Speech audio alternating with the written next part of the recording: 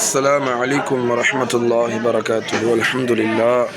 அக்டோபா நிறுவனத்திலிருந்து ஜனவரி 9 ஜனவரி 15 வந்த ஹாஜிமார்களுக்கு மக்காவில் இன்று காலை உணவாக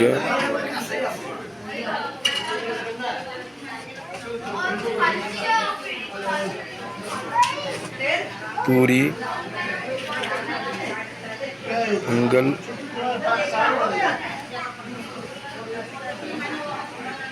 இனிப்பு சேமியா, சாம்பார், பூரிக்கான உருளைக்கிழங்கு, தேங்காய் சட்னி மற்றும் டீ காஃபி உணவாக வழங்கப்படுகிறது. இன்ஷா அல்லாஹ் துஆ செய்யுங்க.